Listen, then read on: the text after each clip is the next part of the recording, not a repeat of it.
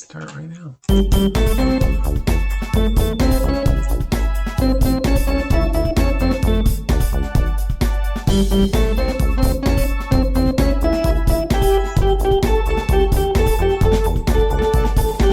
It would seem as though.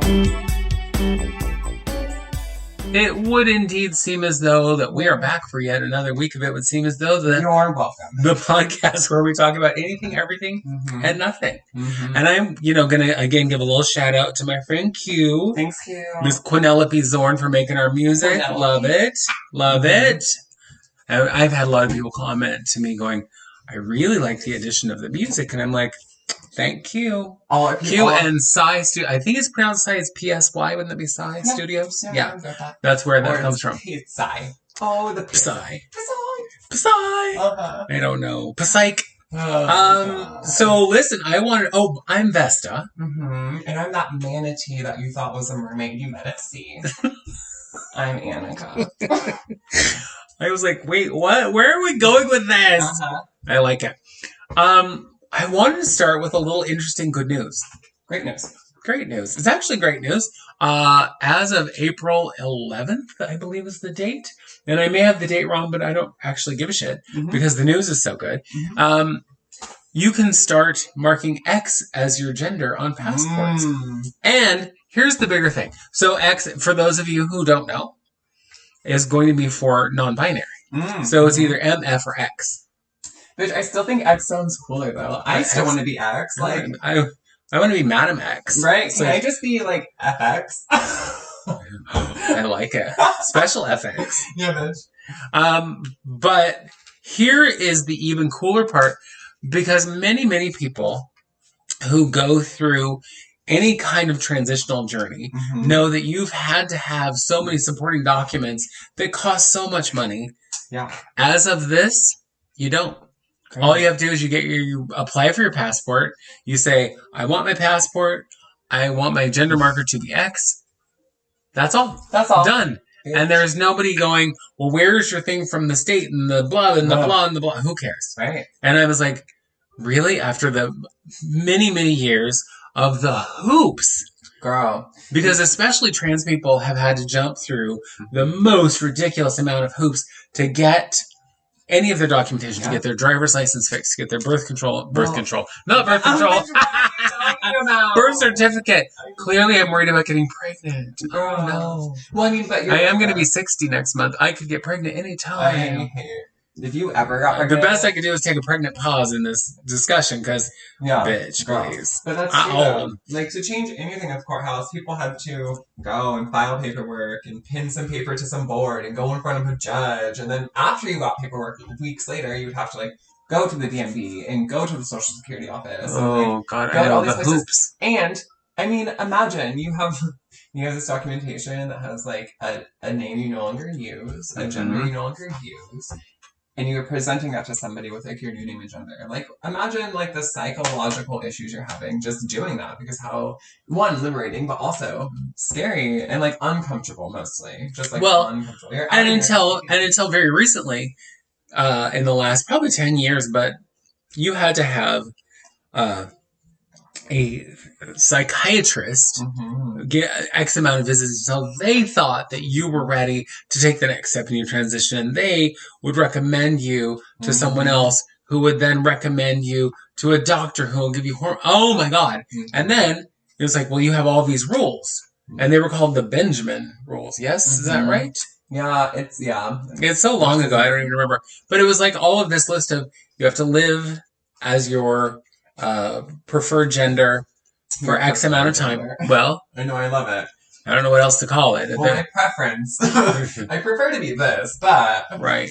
But it's like you have to, transition into that, living as that gender for a year before they would even give you hormones. So I'm sorry, but there's a lot of people that until they get hormones are going to really have struggles with, trying to appear in public let's just say as that gender, because people are going to be not nice about it. Right. And yes, now it's much better. It's much better now that we have so many people who do consider themselves non-binary and whatever. it's made a huge difference in what the world sees. It's like, oh, wait, not everybody has to fit into the same little box. So, yeah, it's just, I think that life, specifically through the system, and I'm not saying life in general, but life to just transition has become one kind of less hurdle. Yeah. Don't you think? Yeah, it's very different nowadays. But, like, going back a little bit, imagine some psychiatrist is like, listen, you have to live as your true gender for a year, but you can't change your ID or anything.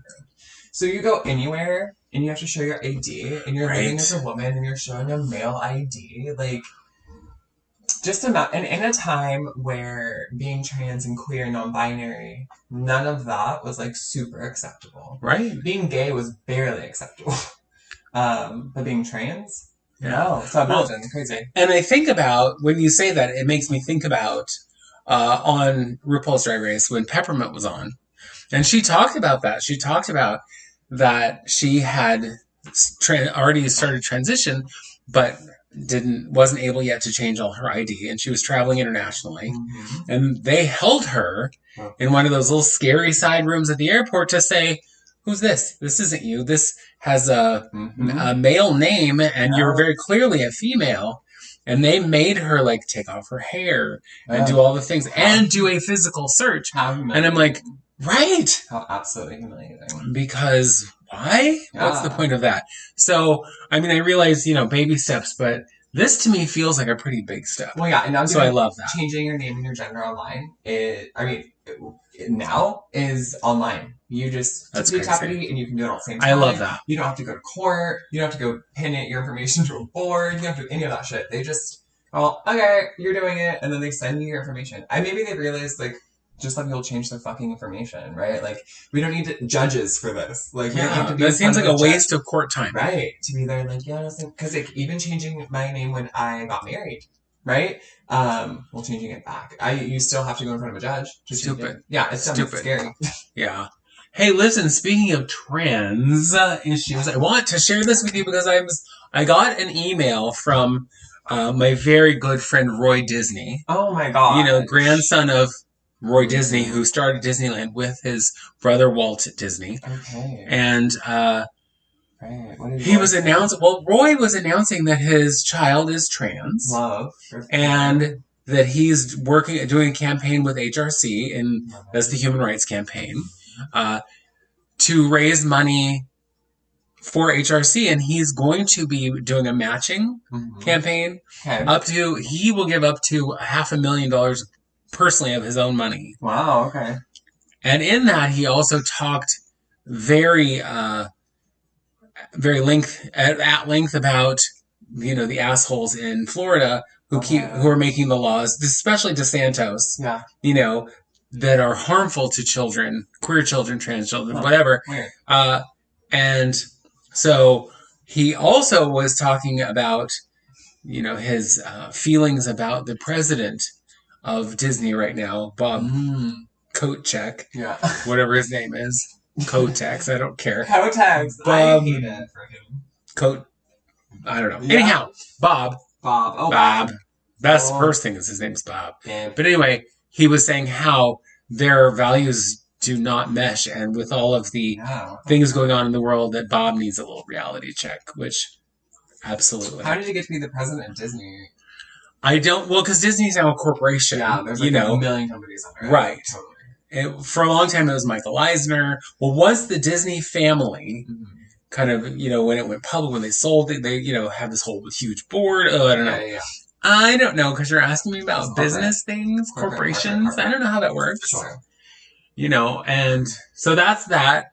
Okay. And look into that if you want to know more about that. Roy P. Disney. Love it. Yeah. I love it. And I thought that was awesome. Yeah. Well, because I got this thing, and it was from HRC, and I was like, okay, cool, whatever. But then I read the thing, and I was like, I'm going to just do a little reading up on Mr. Disney. He is this guy who obviously comes from money, because he is part of the Disney family. Sure.